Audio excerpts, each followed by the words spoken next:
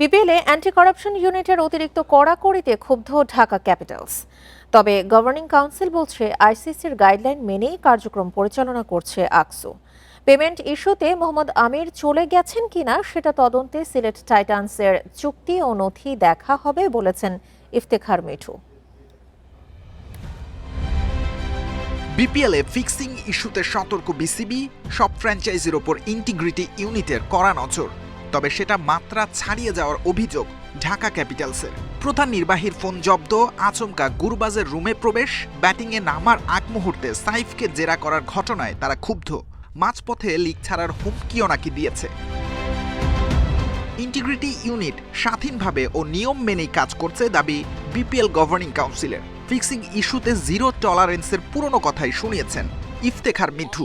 ব্যাপারটা হচ্ছে কি, বাড়াবাড়ি হচ্ছে আপনার উপরে, কিন্তু আমি যেটা কনফার্ম হয়েছি তারা অ্যান্টি কারাপশন কোড অ্যান্ড ম্যানুয়ালে যা আছে সেইটা 100% মেনটেন করে চলছে। এটা ওয়ার্ল্ড কাপেও যেভাবে হয়, অন্যান্য ফ্র্যাঞ্চাইজ লিগেও যা হয়, এবং বাংলাদেশ সেটাই ফলো করছে। পেমেন্ট নিয়ে শঙ্কায় আগেই চলে গেছেন সিলেট টাইটান্সের মোহাম্মদ আমির, সেই খবর দিয়েছে গণমাধ্যম। ফ্র্যাঞ্চাইজিটির সঙ্গে আলাপ করে চুক্তি আর পেমেন্ট ইস্যুর নথি দেখবে গভর্নিং কাউন্সিল। আমরা কাগজটা চেয়েছি, দোনোটাই, তাদের কন্ট্রাক্ট অ্যান্ড কতটা পেমেন্ট করেছে, যেটাকে রিসিট বলে, যে রিসিভ করে দিয়েছে।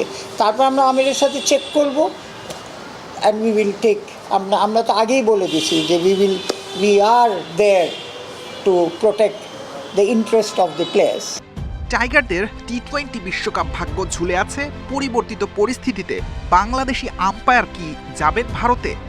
এলিট প্যানেলের আম্পায়ার ইজ কন্ট্রাকচুয়ালি, মানে যাদের সাথে কন্ট্রাক্ট হচ্ছে আইসিসির। আমাদের এনওসিও লাগে না, কিছুও লাগে না, তারা খালি আমাদের জানায় যে আমি যাচ্ছি। সো সুতরাং এইটা ICC, between the ICC and the umpire. বিপিএলের ট্রফি আসছে 17 জানুয়ারি, জানিয়েছেন ইফতেখার মিঠু। সাইদ সাদি, ইন্ডিপেন্ডেন্ট নিউজ।